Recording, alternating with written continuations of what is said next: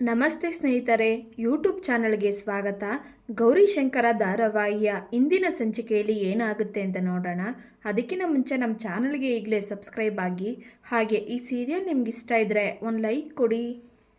ಇಲ್ಲಿ ಭುವಿ ಮತ್ತು ಗೌರಿ ಆಟ ಆಡ್ತಾ ಇರ್ತಾರೆ.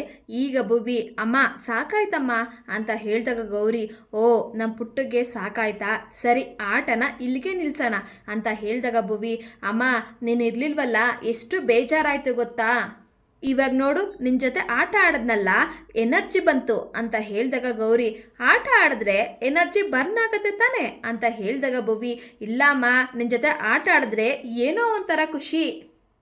ಅಮ್ಮ ನೀನು ಕಾಡಲ್ಲಿ ಹೋಗಿದ್ದಲ್ಲ, ಅಲ್ಲಿ ಅನಿಮಲ್ಸ್ ಎಲ್ಲ ಇರ್ತವೆ ತಾನೆ, ಅವು ನಿನ್ನನ್ನ ತಿಂದುಬಿಟ್ಟಿದ್ರೆ ಅಂತ ಹೇಳಿದಾಗ ಗೌರಿ, ಅಲ್ಲಿ ಅನಿಮಲ್ಸ್ ಎಲ್ಲ ಏನಿರಲಿಲ್ಲ ಪುಟ್ಟ, ಅದು ಫಾರೆಸ್ಟು ಅನಿಮಲ್ಗಳಿರೋ ಜಾಗ.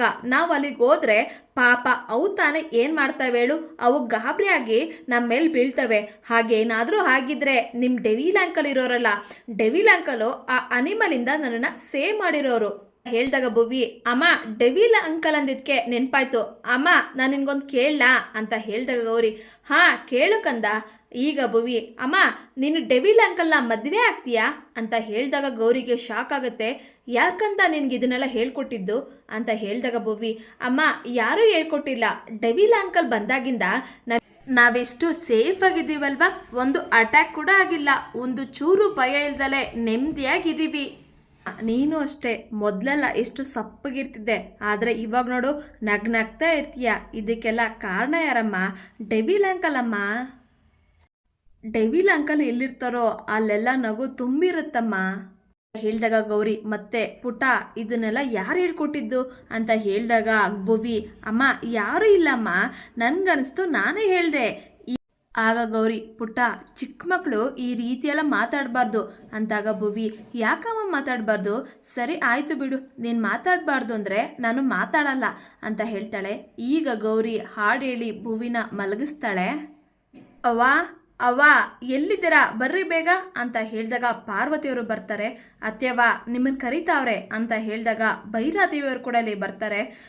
ಅವ್ವ ಎಲ್ಲ ಮಕ್ಕಳಿಗೂ ಅಷ್ಟೇ, ತಾವು ತಗೊಂಡ ಮೊದಲನೇ ಸಂಬಳದಲ್ಲಿ ತಮ್ಮ ಇಷ್ಟವಾದವ್ರಿಗೆ, ತಮ್ಮ ತಾಯಿಗೆ ಏನಾದರೂ ಒಂದು ಉಡುಗೊರೆ ಕೊಡಬೇಕು ಅಂತ ಅನಿಸುತ್ತೆ.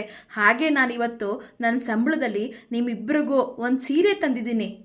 ಆದರೆ ನನ್ನ ವಿಷಯದಲ್ಲಿ ಡಬಲ್ ಧಮಾಕ ಏನು ಹೇಳಿ, ನನಗೆ ಇಬ್ಬಿಬ್ರು ತಾಯಿದಿರು, ಒಂದು ಪಾರ್ವತವ್ವ, ಇನ್ನೊಂದು ನೀನು. ಆ ಕೃಷ್ಣಂಗೆ ಇಬ್ಬರು ತಾಯಿದಿರಿದ್ರಲ್ಲ, ಅದೇ ರೀತಿ ನನಗೂ ಇಬ್ಬರು ತಾಯಿದಿರು. ಅವ್ವ ನೀನು ಏನು ಮಾತಾಡ್ದಲೆ ನನಗೆ ತಂದುಕೊಟ್ಟಿನಲ್ಲ ಆ ಸೀರೆನ ತಗೊಬೇಕು ಅಂತ ಹೇಳಿದಾಗ ಭೈರಾದೇವಿಯವರು, ಇದೇನಪ್ಪ ಹಿಂಗೇಳಿಯ, ಕೂತರು ಕರಗಿರೋಷ್ಟು ಆಸ್ತಿ ಐತೆ, 20 ಜನ ಆಳುಗಳಿಗೆ ಕೊಡೋ ಅಷ್ಟು ದುಡ್ಡೈತೆ, ನೀನು ಕೆಲ್ಸಕ್ಕೆ ಹೋಗಿಯೇ ಅಂತ ಹೇಳಿದಾಗ ಶಂಕರ, ಅವ್ವ ಅದೆಲ್ಲ ನಂದಲ್ಲ ಕಣವ, ಅದೆಲ್ಲ ನಿಂದು. ಅವ್ವ ನಾವು ಕಷ್ಟಪಟ್ಟು ದುಡ್ದು 2 ಕಾಸು ಸಂಪಾದನೆ ಮಾಡಿ ಅದರಲ್ಲಿ ನಮ್ಮವ್ರಿಗೋಸ್ಕರ ಏನೋ ಕೊಡಿಸ್ತೀವಲ್ಲ, ಅದೇ ನಿಜವಾದ ಜೀವನ ಕಣವ. ಅವ್ವ ನೀನು ಎಲ್ಲಿ ಕೆಲ್ಸಕ್ಕೆ ಹೋಗ್ತೀಯಾ, ಏನು ಕೆಲ್ಸಕ್ಕೆ ಹೋಗ್ತೀಯಾ ಅಂತ ಏನೂ ಕೇಳ್ದಲೆ ಈ ಸೀರೆನ ನೀನು ತಗೊಬೇಕು ಕಣವ್ವ ಅಂತ ಹೇಳಿದಾಗ ಭೈರಾದೇವಿಯವರು ತಗೊತಾರೆ. ಈಗ ಪಾರ್ವತಿಯವ್ರಿಗೆ, ಅವ್ವ ನಿನಗೆ ತಂದಿರೋ ಸೀರೆ ನೀನು ತಗೊಳವ್ವ ಅಂತ ಹೇಳಿದಾಗ ಪಾರ್ವತಿಯವರು ಸೀರೆ ತಗೊಂಡು ಶಂಕರಂಗೆ ಆಶೀರ್ವಾದ ಮಾಡ್ತಾರೆ. ಭೈರಾದೇವಿಯವರು ಕೂಡ ಆಶೀರ್ವಾದ ಮಾಡ್ತಾರೆ. ಆಗ ಪಾರ್ವತಿಯವರು, ಶಂಕರ ಬಾ ಮಗ ತಿಂಡಿ ತಿನ್ಕೊಂಡು ಹೋಗಿವಂತೆ ಅಂತ ಹೇಳಿದಾಗ ಶಂಕರ, ಇಲ್ಲ ಕಣವ್ವ ನನ್ನ ಕೆಲ್ಸಕ್ಕೆ ಗೊತ್ತಾಯ್ತು ಅಂತ ಹೇಳಿ ಶಂಕರ ಅವರಿಲ್ಲಿಂದ ಹೊರಟೋಗ್ತಾರೆ. ಈಗ ಪಾರ್ವತಿಯವರು, ನನಗೆ ಇಷ್ಟವ ಸೀರೆನ ತಂದರೆ ನನ್ನ ಮಗ, ಅಕ್ಕ ನನಗೆ ನೀಲಿ ಬಣ್ಣ ಸೀರೆ ಅಂದರೆ ತುಂಬ ಇಷ್ಟ, ಶಂಕರ ಅದಕ್ಕೆ ನನಗೆ ಈ ಕಲರ್ ಸೀರೆನೇ ತಂದುಕೊಟ್ಟವನೆ ಅಂತ ಹೇಳಿದಾಗ ಭೈರಾದೇವಿಯವರು ಹೊಟ್ಟೆ ಹುರ್ಕೊಂತ ಇರ್ತಾರೆ. ಅಕ್ಕ ನಿನಗೆ ಬಣ್ಣ ಇಷ್ಟ ಅಕ್ಕ ಅಂತ ಹೇಳಿದಾಗ ಭೈರಾದೇವಿಯವರು ಹಸಿರು ಅಂತ ಹೇಳ್ತಾರೆ. ಅಕ್ಕ ಸೀರೆ ತೋರಿಸು, ಯಾವ ಬಣ್ಣ ತಂದವನೆ ಅಂತ ಹೇಳಿದಾಗ ಸೀರೆ ಕಂದು ಬಣ್ಣದ್ದಾಗಿರುತ್ತೆ.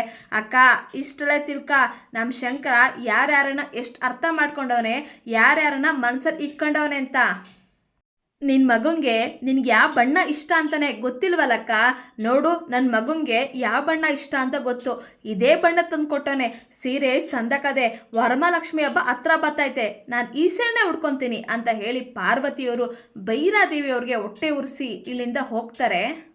ಈಗ ಶಂಕರ ಗೌರಿ ಮನೆಗೆ ಬರ್ತಾನೆ. ಅಲ್ಲಿ ಬಿಜಲಿ, ಶಂಕರ ಅವರೇ ನಿಂತ್ಕೊಳ್ರಲ್ಲ, ಇಷ್ಟೊತ್ತು ನಿಮ್ಗೋಸ್ಕರನೇ ಕಾಯ್ತಾ ಇದ್ದೆ, ನಿಮಗೆ ದೃಷ್ಟಿ ತೆಗಿಬೇಕು ಅಂತ. ನೀವಿಲ್ದಲೆ ಎಷ್ಟು ಗಾಬರಿಯಾಗಿತ್ತು ಗೊತ್ತೇನ್ರಲ್ಲ. ನಿಮ್ಮ ಮೇಲೆ ಆಂಟಿದಿರ್ ಕಣ್ಣು, ಹುಡುಗಿರ್ ಕಣ್ಣು ಎಲ್ಲ ಬಿದ್ದಿರ್ತೈತೆ, ಅದಕ್ಕೆ ನಿಮಗೆ ದೃಷ್ಟಿ ತೆಗಿಬೇಕು ಅಂತ ಇಲ್ಲೇ ಕಾಯ್ತಿದ್ದೆ, ಒಸಿ ನಿಂತ್ಕೊಳ್ರಲ್ಲ ಅಂತ ಹೇಳಿ ಶಂಕರ ಅವ್ರಿಗೆ ದೃಷ್ಟಿ ತೆಗಿತಾರೆ. ಈಗ ಶಂಕರ, ಬಿಜ್ಲಿಯವರೇ ನಮ್ಮ ಮೇಲೆ ಎಷ್ಟು ಕಾಳಜಿ ನಿಮಗೆ, ನಿಮ್ಮ ಜೊತೆ ಮಾತಾಡ್ತಾ ಇದ್ರೆ ಹೋಗೋದೇ ಗೊತ್ತಾಗೋದಿಲ್ಲ, ನನ್ನ ಮೇಲೆ ಕಣ್ಣು ಬಿದ್ದಿರುತ್ತೆ ಅಂತ ದೃಷ್ಟಿ ಬೇರೆ ತೆಗೆದ್ರಿ ಅಂತ ಹೇಳಿದಾಗ ಬಿಜ್ಲಿಯವರು, ಹೌದೇನು, ನಿಮ್ಮ ಮಾತನ್ನ ಕೇಳಿ ಬಿಜಾಪುರದ ಜೋಳದ ರೊಟ್ಟಿ ಶೇಂಗಾ ಚಟ್ನಿ ತಿಂದಂಗಾಯ್ತು, ಬರ್ರಲ್ಲ ಇಲ್ಲೇ ಕೂತ್ಕೊಂಡು ಮನ್ಸು ಅಗುರ ಆಗೋ ಅಷ್ಟು ಮಾತಾಡೋಣ ಅಂತ ಹೇಳಿದಾಗ ಶಂಕರ ಬರ್ರಿ ಅಂತ ಹೇಳಿಬಿಟ್ಟು ಶಂಕರ ಮತ್ತೆ ಬಿಜ್ಲಿ ಮಾತಾಡೋಕ್ಕೆ ಅಂತ ಬರ್ತಾರೆ. ಇದನ್ನ ಗೌರಿ ನಿಂತ್ಕೊಂಡು ನೋಡಿ ಹೊಟ್ಟೆ ಹುರ್ಕೊಂತ ಇರ್ತಾಳೆ. ಮೇಡಮರೇ ಆ ಕಡೆ ಕುತ್ಕೊಂತೀರಾ, ನಾವಿಬ್ರು ಕುತ್ಕೊಂಡು ಮಾತಾಡಬೇಕು ಅಂತ ಹೇಳಿದಾಗ ಗೌರಿ ಫೈಲ್ ಎತ್ಕೊಂಡು ಪಕ್ಕ ಸೋಫಾಗೆ ಹೋಗ್ತಾಳೆ. ಈ ಕಡೆ ಭೈರಾದೇವಿಯವರು ಪಾರ್ವತಿಯವರು ಅಣಗಿಸಿದ ಮಾತೆಲ್ಲ ನೆನೆಸ್ಕೊತಾ ಇದ್ದಾರೆ. ಅಕ್ಕ, ನಿಮ್ಮ ಮಗುಂಗೆ ನಿಮ್ಗೆ ಇಷ್ಟವಾಗಿರೋದು ಬಣ್ಣನೇ ಗೊತ್ತಿಲ್ಲ ಅಂತ ಅಣಿಸ್ಕೊಂಡಿದ್ದು ನೆನೆಸ್ಕೊತಾರೆ.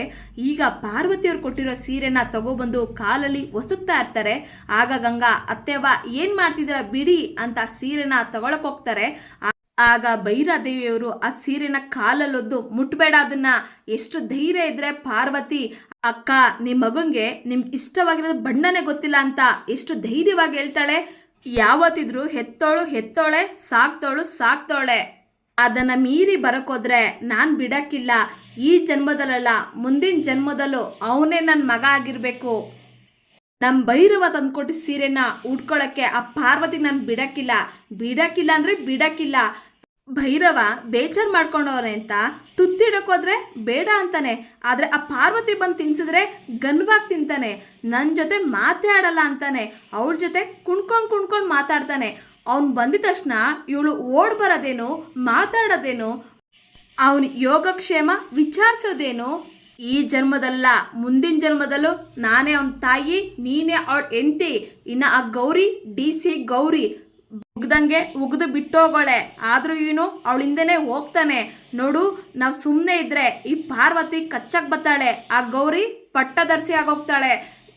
ಇವರಿಬ್ರಿಗೂ ಒಂದು ವಸ್ತುನೇ ಆಗಲಿ ಪ್ರೀತಿನೇ ಆಗಲಿ ಭೈರವನಿಂದ ಏನು ಸಿಗಬಾರ್ದು. ಸಿಕ್ಕಿದ್ರೆ ನಾವಂತೂ ಇರಂಗಿಲ್ಲ. ಇದಕ್ಕೆ ಏನು ಮಾಡಬೇಕು ಅಂತ ನನಗೆ ಸಂದ ಗೊತ್ತು. ಗಂಗಾ, ಹೋಗಿ ಬೆಂಕಿಪಣ್ಣ ತಗೋಬಾ ಅಂತ ಹೇಳಿದಾಗ ಗಂಗಾ ಬೆಂಕಿಪಣ್ಣ ತಂದು ಕೊಡ್ತಾಳೆ. ಆಗ ಭೈರಾದೇವಿಯವರು ಆ ಬೆಂಕಿ ಗಡಿಲಿ ಬೆಂಕಿಗೀರಿ ಆ ಪಾರ್ವತಿಯರು ಕೊಟ್ಟಿದ್ದ ಸೀರೆಗೆ ಬೆಂಕಿ ಹಚ್ತಾರೆ. ಹೀಗೆ ಅವಾಗವಾಗ ಬಗ್ಗಿಸ್ತಾ ಇರಬೇಕು ಕಣವ ಅಂತ ಹೇಳ್ತಾರೆ. ಈ ಕಡೆ ಶಂಕರ ಬೇಕು ಅಂತಾನೆ ಗೌರಿ ಹೊಟ್ಟೆ ಉರಿಸ್ತಾ ಇರ್ತಾನೆ. ಈಗ ಬಿಜ್ಲಿಯವರು, ಹೆಂಗಿತ್ತು ಡೆವಿಲ್ ಅವರ ಟ್ರಿಪ್ಪು ಅಂತ ಹೇಳಿದಾಗ ಶಂಕರ, ಟ್ರಿಪ್ ಹಂಗಿರ್ಬೇಕು ಅಂದರೆ ನಮಗೆ ಹೊಂದಾಣಿಕೆ ಆಗೋರ ಜೊತೆ ಹೋಗ್ಬೇಕು, ಇಲ್ಲ ಅಂದರೆ ಟ್ರಿಪ್ ಹಂಗೆ ಅನ್ಸಲ್ಲ, ಚೆನ್ನಾಗೇ ಇರಲಿಲ್ಲ ಬಿಜ್ಲಿಯವರೇ. ಒಂದು ಕೆಲಸ ಮಾಡೋಣ, ನಾವು ನೀವು ಒಂದು ಟ್ರಿಪ್ಗೆ ಹೋಗೋಣ ಅಂತ ಹೇಳಿದಾಗ ಬಿಜ್ಲಿಯವರು, ಹೋಗೋಣ, ನೀವು ಮನೇಲಿ ಇರ್ಲಿಲ್ವಲ್ಲ, ತುಂಬ ಬೇಸರ ಆಗ್ತಿತ್ತು, ಇವತ್ತು ಬಂದು ಮನೇಲಿ ಕೂತಿದಿರಲ್ಲ, ರಾತ್ರಿನೇ ನೋಡಂಗಾಗ್ತೈತೆ ಅಂತ ಹೇಳಿದಾಗ ಶಂಕರ, ಹೌದನ್ರಿ ಅಂತ ಹೇಳಬೇಕಾದ್ರೆ ಇಲ್ಲಿಗೆ ಅಮರವರು ಬರ್ತಾರೆ. ಈಗ ಗೌರಿ, ಓ ಅಮರ್, ನಿನ್ಗೋಸ್ಕರನೇ ಕಾಯ್ತಾ ಇದ್ದೆ ಅಂತ ಹೇಳಿ ಭುಜ ಸವರ್ತಾರೆ. ಆಗ ಶಂಕರ, ಡ್ಯಾಂಡ್ರಫ್ ಬಿದ್ದಿದೆ, ಅದಕ್ಕೆ ಆ ರೀತಿ ಮಾಡ್ತಾ ಇದ್ದಾರೆ ಅಂತ ಹೇಳಬೇಕಾದ್ರೆ ಅಮರವರು, ಶಂಕರ ಅವರೇ ತುಂಬ ಥ್ಯಾಂಕ್ಸ್, ಗೌರಿಗೆ ಏನು ಆಗ್ದಲೇ ರೀತಿ ನೋಡ್ಕೊಂಡ್ರಲ್ಲ, ತುಂಬ ಥ್ಯಾಂಕ್ಸ್ ಅಂತ ಹೇಳಿದಾಗ ಶಂಕರ, ಓಕೆ ಅಂತ ಹೇಳ್ತಾರೆ. ಈಗ ಗೌರಿ, ಅಮರ್ ಇಲ್ಲಾಕೆ ಮಾತಾಡೋದು, ಬಾ ರೂಮಿಗೆ ಹೋಗಿ ಮಾತಾಡೋಣ ಅಂತ ಹೇಳಿ ಅಮರವ್ರ ಕೈ ಇಟ್ಕೊಂಡು ರೂಮಿಗೆ ಹೋಗ್ತಾರೆ.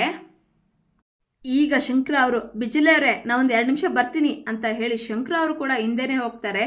ಈಗ ಗೌರಿ, ಅಮರ್ ನಿನ್ನ ಹತ್ರ ಒಂದು ವಿಷಯ ಹೇಳಬೇಕು, ನನಗೆ ನನ್ನ ಮನಸ್ಸಲ್ಲಿರೋ ಭಾವನೆಗಳನ್ನ ಒಳಗಡೆ ಇಟ್ಕೊಳಕ್ಕೆ ಆಗ್ತಾನೆ ಇಲ್ಲ. ಆ ಶಂಕರ ಇದ್ರಲ್ಲ, ಅವರು ನನ್ನನ್ನು ನೋಡ್ಕೊಂಡಿರೋ ರೀತಿ ಅವ್ರನ್ನ ಇನ್ಸ್ಪೈರ್ ಮಾಡ್ತಾ ಇದೆ, ನನಗೆ ಏನಾಗ್ತಿದೆ ಅಂತ ಗೊತ್ತೇ ಆಗ್ತಾ ಇಲ್ಲ ಅಂತ ಹೇಳಿದಾಗ ಅಮರವರು, ನಿನ್ನ ಮನಸ್ಸಿನ ಭಾವನೆಗಳನ್ನ ಶಂಕರ ಅವ್ರ ಹತ್ರ ಹೇಳ್ಕೊಂಬಿಡು ಅಂತ ಹೇಳಿದಾಗ ಗೌರಿ, ಹೌದು ಆದಷ್ಟು ಬೇಗ ಅವ್ರ ಹತ್ರ ಹೇಳ್ಕೊಬೇಕು ಅಂತ ಹೇಳ್ತಾಳೆ. ಇಲ್ಲಿಗೆ ಈ ಸಂಚಿಕೆ ಮುಕ್ತಾಯಗೊಳ್ಳುತ್ತೆ. ದಯವಿಟ್ಟು ನಿಮ್ಮ ಮನಸ್ಸು